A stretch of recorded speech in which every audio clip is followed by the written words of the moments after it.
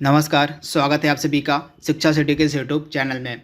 दोस्तों, हमने जो आरआरबी, एनटीपीसी और ग्रुप डी के लिए हमने जो टेस्ट सीरीज स्टार्ट की हुई है उसको आज हम और आगे बढ़ाएंगे तथा आज के इस वीडियो में हम टेस्ट सीरीज का जो भाग 10 है उसको हम पूरे विस्तार में कवर करेंगे। तो चलिए वीडियो को शुरू करते हैं और देख लेते हैं कि आज के भाग 10 में हमने कौन कौन से महत्वपूर्ण 30 प्रश्नों को सम्मिलित किया हुआ है। तो चलिए वीडियो को शुरू करते हैं।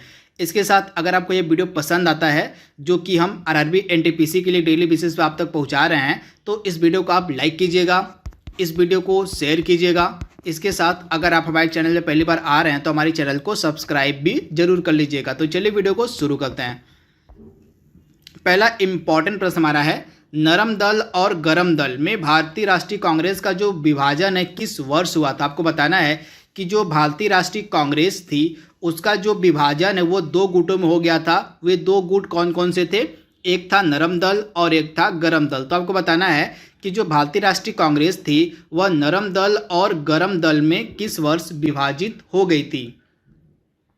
तो इस प्रश्न का राइट आंसर हो जाएगा हमारा ऑप्शन सी, यानी कि 1907 में जो भारतीय राष्ट्रीय कांग्रेस का अधिवेशन हुआ था सूरत में। ये जगह आपके लिए सुपर इंपॉर्टेंट है। तो भारतीय राष्ट्रीय कांग्रेस का जो 1907 ईस्वी में सूरत अधिवेशन हुआ था, इसी अधिवेशन में जो कांग्रेस थी वह दो दलों में बंट गई थी। एक दल बना था नरम दल और दूसरा दल बना था गरम दल। तो ये काफ़ी इंपॉर्टेंट प्रश्न, आप इसे याद रखिएगा। 1907 में सूरत में जो कांग्रेस का अधिवेशन हुआ था यहीं पे कांग्रेस जो थी वह दो दलों में बंट गई थी। इसके साथ 1916 में जब कांग्रेस का पुनः अधिवेशन होता है, कहाँ पे? लखनऊ में। तो पुनः जो नरम दल था और गरम दल ये दोनों एकजुट हो जाते हैं। 1916 में जो लखनऊ में कांग्रेस का अधिवेशन होता है इसमें जो नरम दल था और गरम दल दोनों आपस में मिल जाते हैं। तो इसे भी आप याद रखिएगा, यह भी काफ़ी अच्छा प्रश्न है। इसके बाद अगला इंपॉर्टेंट प्रश्न हमारा है, भारत के प्रधानमंत्री को उनके पद की जो शपथ है कौन दिलाता है? सुपर इंपॉर्टेंट प्रश्न। तो भारत के जो प्रधानमंत्री होते हैं उनको उनके पद की जो शपथ है वह दिलाता है राष्ट्रपति, यानी ऑप्शन ए इसका बिल्कुल सही है। भारत के जो राष्ट्रपति होते हैं वे भारत के प्रधानमंत्री को उनके पद की शपथ दिलाते हैं। तो राइट आंसर हो जाएगा हमारा ऑप्शन ए, यानी कि राष्ट्रपति। अगला इंपॉर्टेंट प्रश्न हमारा क्या कह रहा है, राज्य के जो मुख्यमंत्री होते हैं उनको उनके पद की जो शपथ है कौन दिलाता है? यह भी काफ़ी अच्छा प्रश्न है। तो जैसा कि मैंने आपको बताया, प्रधानमंत्री को उनके पद की शपथ कौन दिलाता है? राष्ट्रपति। उसी प्रकार आपका जो मुख्यमंत्री होता है, जो चीफ मिनिस्टर होता है, उनके पद की जो शपथ है वो दिलाता है स्टेट का राज्यपाल। उस राज्य का जो राज्यपाल होता है उनको शपथ ग्रहण करवाता है मुख्यमंत्री को। तो दोनों आपको पता होना चाहिए। इसके बाद अगला इंपॉर्टेंट प्रश्न हमारा है, डेविस कप का संबंध निम्नलिखित में से किससे है? तो डेविस कप जो है इसका संबंध निम्नलिखित में से किससे है? तो डेविस कप का संबंध है टेनिस से, यानी ऑप्शन जो इसका डी बिल्कुल सही है। डेविस कप जो है यह टेनिस से संबंधित है। अगला प्रश्न हमारा क्या कह रहा है, असम में आपको बताना है निम्नलिखित में से कौन सा राष्ट्रीय उद्यान स्थित नहीं है। तो दिए गए ऑप्शंस में से असम में कौन सा राष्ट्रीय उद्यान नहीं है? तो काजीरंगा असम में स्थित है, मनास असम में स्थित है, औरंग असम में स्थित है, परंतु नौकरेक जो है यह असम में नहीं स्थित है। तो कहाँ स्थित है? तो जो नौकरेक राष्ट्रीय उद्यान है यह आपको मिलेगा मेघालय में। तो इसे आप ध्यान दीजिएगा, जो नौकरेक राष्ट्रीय उद्यान है यह आपको मेघालय में मिलेगा और बाकी के तीनों जो राष्ट्रीय उद्यान है काजीरंगा, मनास और औरंग, ये तीनों आपको मिलेंगे असम में। तो इसे आप ध्यान दीजिएगा। उसके बाद जो काजीरंगा नेशनल पार्क है असम का, यह किस जानवर के लिए फेमस है? तो एक सींग वाले गैंडे के लिए। इसे आप ध्यान दीजिएगा, जो काजीरंगा नेशनल पार्क है यह एक सींग वाले गैंडे के लिए फेमस है। तो ये भी काफ़ी बार एग्जाम में पूछा गया है, तो इसे भी आप ध्यान दीजिएगा। अगला प्रश्न हमारा क्या कह रहा है, अगर एक उपकरण द्वारा केबल या तार की मदद लिए बिना एक नेटवर्क कनेक्शन स्थापित किया जा सकता है तो उस नेटवर्क कनेक्शन को हम क्या कहते हैं? तो इसका राइट आंसर हो जाएगा वायरलेस, यानी ऑप्शन जो इसका बी है बिल्कुल सही है। अगर एक उपकरण के द्वारा बिना केबल और तार की मदद से अगर कोई नेटवर्क स्थापित किया जाता है तो उसको हम कहते हैं वायरलेस कनेक्शन। अगला प्रश्न हमारा है, ALU का पूरा नाम आपको बताना है कि ALU का पूरा नाम क्या होता है। तो इसका पूरा नाम क्या हो जाएगा आपका? अरिथमेटिक लॉजिक यूनिट, यानी ऑप्शन ए इसका बिल्कुल सही है। अरिथमेटिक लॉजिक यूनिट जो होता है ALU का पूरा नाम होता है। तो ऑप्शन जो ए है इस प्रश्न का बिल्कुल सही है। अगला प्रश्न हमारा क्या कह रहा है, निम्नलिखित में से कौन सी जो प्रक्रिया है सूर्य के अंदर घटित होती है आपको बताना है।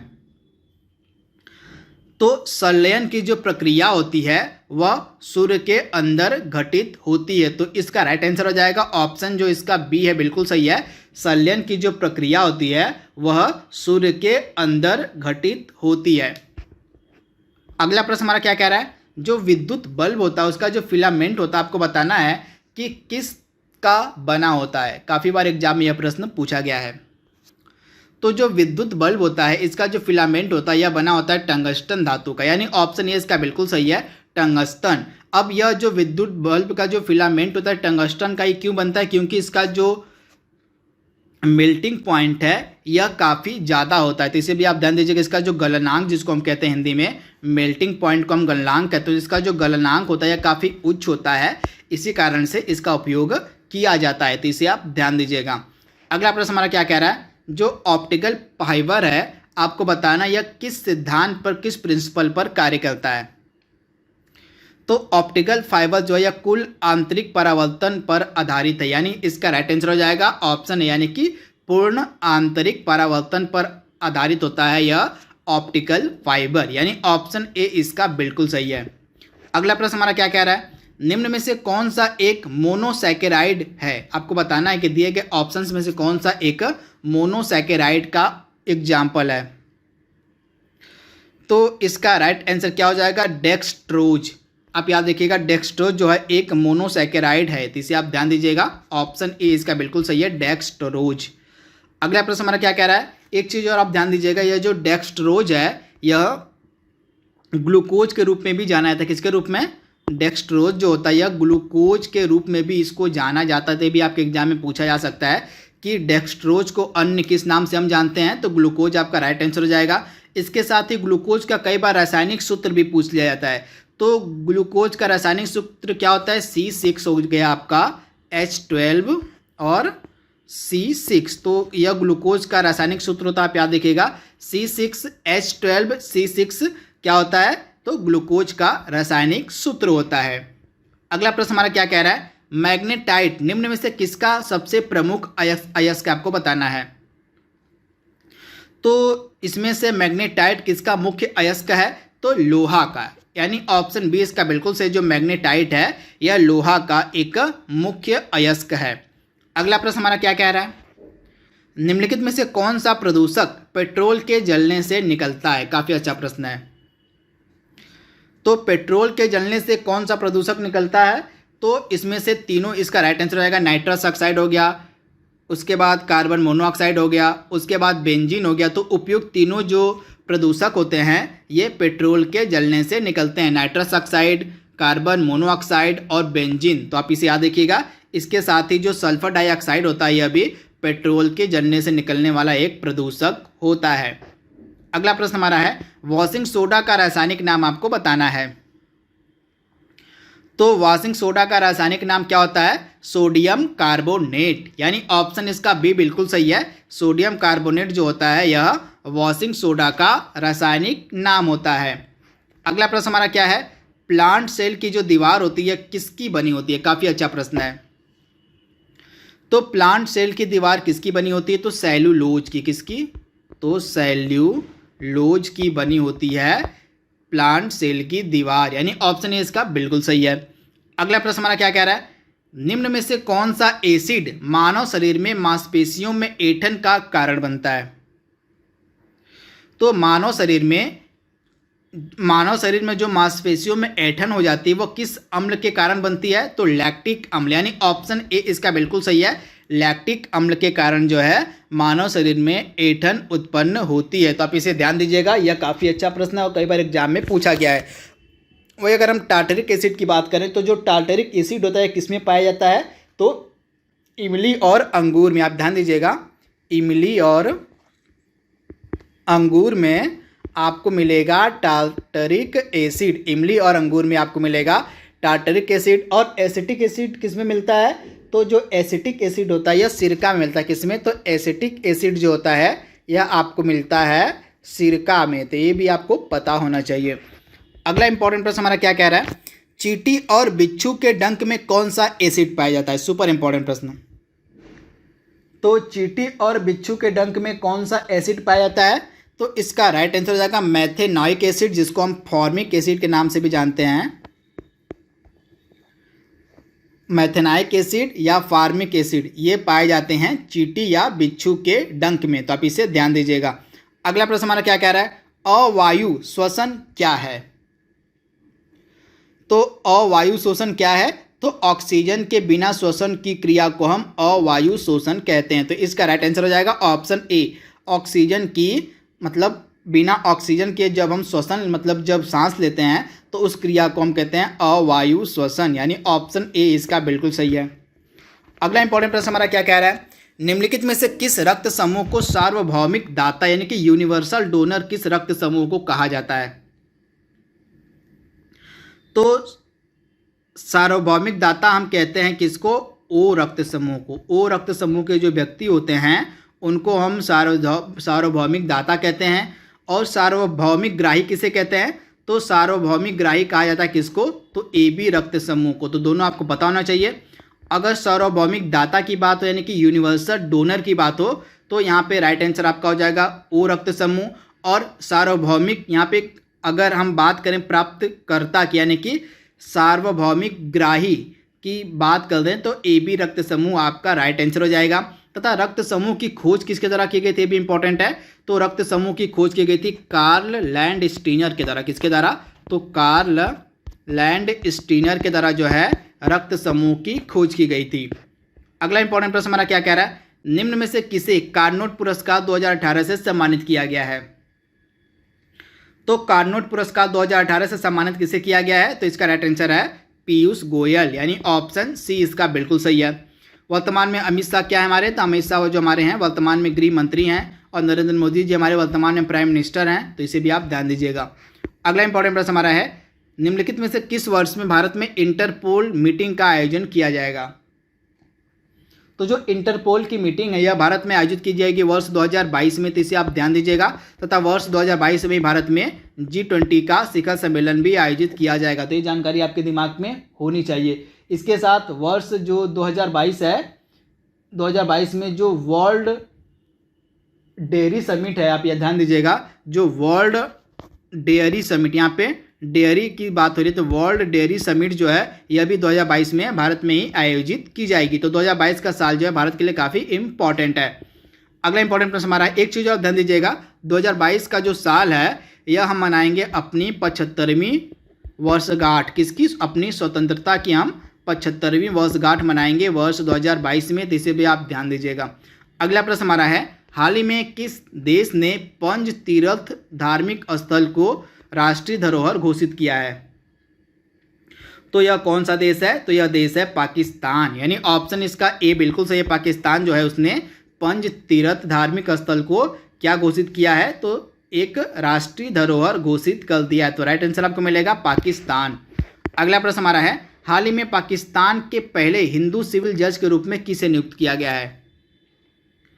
तो पाकिस्तान की जो पहली महिला हिंदू सिविल जज बनी है इनका नाम है सुमन कुमारी, यानी ऑप्शन ए इसका बिल्कुल सही सुमन कुमारी। अगला प्रश्न हमारा है, हाल ही में राष्ट्रीय युद्ध स्मारक कहाँ बनाया गया है। सुपर इंपॉर्टेंट प्रश्न। तो हाल ही में जो राष्ट्रीय युद्ध स्मारक है इसको बनाया गया है कहाँ पे, नई दिल्ली में। तथा यह किसके बगल में बनाया गया है, तो इंडिया गेट जो है इंडिया गेट के बगल में ही बनाया गया है राष्ट्रीय युद्ध स्मारक, तो इसे आप ध्यान दीजिएगा। अगला प्रश्न हमारा है, हाल ही में भारत ने किस देश के साथ S-400 ट्रायम्फ डील पर हस्ताक्षर किए हैं।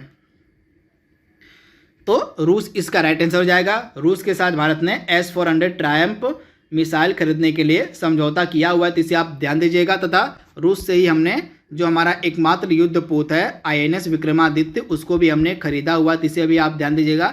INS विक्रमादित्य को भी हमने रूस से ही खरीदा हुआ है। तथा हाल ही में फ्रांस से हमने राफेल विमान भी खरीदे, इससे आप ध्यान दीजिएगा। हाल ही में राफेल विमान की खरीद हमने फ्रांस से की है।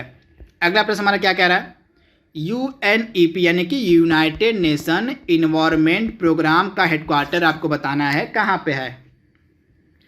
तो यूनाइटेड नेशन इन्वायरमेंट प्रोग्राम का हेडक्वार्टर आपको मिलेगा नैरोबी में। नैरोबी है केन्या की राजधानी, तो केन्या की राजधानी नैरोबी में आपको मिलेगा यूएनईपी का हेडक्वार्टर। यूएनईपी की स्थापना की गई थी 5 जून 1972 को। इसके प्रमुख कौन है प्रेजेंट टाइम में? तो इंगर एंडरसन। कौन है? तो इंगर एंडरसन जो हैं ये वर्तमान में प्रमुख हैं यूनाइटेड नेशन इन्वायरमेंट प्रोग्राम के। तो इसे आप ध्यान दीजिएगा, इसका हेडक्वार्टर मिलेगा केन्या की राजधानी नैरोबी में। अगला प्रश्न हमारा क्या कह रहा है? Ease of doing business index जो जारी किया गया था 2019 में, उसमें भारत का स्थान क्या था? तो ease of doing business index जो 2019 में जारी किया गया था उसमें भारत का स्थान था 63वां तो 63वां स्थान था भारत का 2019 में ease of doing business index में। तथा इस इंडेक्स को जारी कौन करता है? तो इसको जारी करता है वर्ल्ड बैंक। तथा इसमें पहले स्थान पे कौन सा देश था 2019 में? तो पहले स्थान पे था न्यूजीलैंड। और दूसरे स्थान पे कौन था? तो दूसरे स्थान पर था आपका सिंगापुर। और तीसरे स्थान पे कौन था?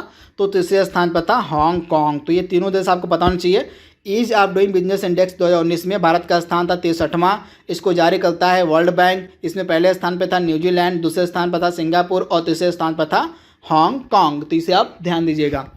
अगला इंपॉर्टेंट प्रश्न हमारा क्या कह रहा है? हाल ही में भारत का जो पहला रोबोकॉप है यह कहाँ पे प्रारंभ किया गया है? सुपर इंपॉर्टेंट प्रश्न। तो इसका राइट आंसर हो जाएगा केरल पुलिस के द्वारा, यानी ऑप्शन इसका बी बिल्कुल सही है, केरल। अगला इंपॉर्टेंट प्रश्न हमारा है, हाल ही में जारी किया गया जो सतत विकास गोल सूचकांक 2019-20 है, इसमें कौन सा भारतीय राज्य शीर्ष पर था? तो हाल ही में जो सस्टेनेबल डेवलपमेंट गोल्स इंडेक्स जारी किया गया इसमें भारत का राज्य जो केरल है वह शीर्ष पे था, यानी ऑप्शन ए इसका बिल्कुल सही है, केरल। आज का लास्ट प्रश्न हमारा है, हाल ही में किस राज्य में कुटुंबश्री होटल खोला गया? इसमें गरीबों को जो है सस्ते में भोजन उपलब्ध कराया जाता है। तो जो कुटुंबश्री होटल है यह कहाँ पे खोला गया है? तो इसकी शुरुआत की गई है केरला में, यानी ऑप्शन जो इसका सी है बिल्कुल सही है, केरल में ही जो है कुटुंबश्री होटल खोला गया है। तो इसे आप ध्यान दीजिएगा। तथा केरल की जो राजधानी है तिरुवनंतपुरम, आप ध्यान दीजिएगा, केरल की जो राजधानी है तिरुवनंतपुरम, यहीं पे इंडिया का पहला जो स्पेस टेक पार्क है वह भी खोला गया है। तो इसे आप ध्यान दीजिएगा, भारत का जो पहला स्पेस टेक्नोलॉजी पार्क है यह तिरुवनंतपुरम में खोला गया है। तथा तिरुवनंतपुरम जो है केरल की राजधानी है। तो इसे भी आप ध्यान दीजिएगा। तो दोस्तों हमने यहाँ पे टेस्ट सीरीज जो हमारी थी 10वें नंबर की उसके हमने टोटल 30 प्रश्नों को कवर कर लिया है। हेलो फ्रेंड्स, जैसा कि मैं आपको रोज़ प्रमोशनल वीडियोस में बता रहा हूँ कि अनअकैडमी के सब्सक्रिप्शन जो हैं वो महंगे होने वाले हैं। तो मैं यही आपसे कहूँगा कि अगर आप सब्सक्रिप्शन लेने के मूड में हैं, अगर आप सब्सक्रिप्शन लेने के लिए प्रिपेयर्ड हैं, जो कि आपके ग्रुप डी के भी एग्जामिनेशंस हैं प्लस एसएससी के एग्जामिनेशंस हैं आपके, तो ज़रूर आप एसएससी कैटेगरी में जाके सब्सक्रिप्शन ले सकते हैं, जहाँ कि आप देख रहे हैं कि प्राइसेस जो है जल्दी बढ़ने वाले हैं और प्लस अभी आपको एक्स्ट्रा डिस्काउंट्स भी चल रहा है जिसके बारे में हम बताएंगे। तो जल्दी से सब्सक्रिप्शन ले लीजिए। बेनिफिट्स क्या क्या मिलेंगे कि आपको डाउट क्लियरिंग सेशंस को प्रायोरिटीज़ दी गई हैं, वो आपको मिल जाएंगे, लाइव सेशंस मिल जाएंगे, लाइव क्लासेस मिल जाएंगे, इंटरेक्टिव क्लासेस जिसमें मेरी भी क्लासेस दिखती हैं। कोड यूज़ करना पड़ेगा आपको wimlace@14, ठीक है, wimlace@14। जैसे ही कोड यूज़ करेंगे तो आपको क्या होगा, यहाँ पे 20% ऑफ अभी मिल जाएगा, प्लस अप टू 10% तक ऑफ जो है वो कॉइन से भी मिल जाएगा। तो अप्रॉक्स 20 to 30% तक ऑफ पा सकते हैं। तो जल्दी ही प्राइजेस बढ़ने वाले हैं। मैं आपसे यही कहूँगा जल्दी से सब्सक्रिप्शन ले ले, ताकि ज़्यादा से ज़्यादा क्लासेस का और कम पैसे में आप इसका फ़ायदा उठा सकें। प्लस अभी देखिए मैंने बताया कि 29 जुलाई तक अगर आप सब्सक्रिप्शन लेते हैं तो 20% का आपको ऑफ भी मिल जाएगा, डिस्काउंट भी मिल जाएगा। कोड या क्या यूज़ करना है? कोड वही यूज़ करना है, VIMLESH, ठीक है, wimlace@14। इस कोड को यूज़ करके आप सब्सक्रिप्शंस में ऑफ पा सकते हैं। ध्यान रखिएगा, wimlace@14 कोड को यूज़ करके आप सब्सक्रिप्शन में 20% का ऑफ पा सकते हैं और प्राइजेस आपके जो बढ़ने वाले हैं उससे भी आपको रियायत मिल सकती है। तो उम्मीद करता हूं दोस्तों आप जल्दी से सब्सक्रिप्शन ले लेंगे। अगर आप उसके इंटरेस्टेड होंगे तो जरूर सब्सक्रिप्शन ले लेंगे। Thank you so much. चलिए मिलते हैं हम आपको लाइव क्लास में।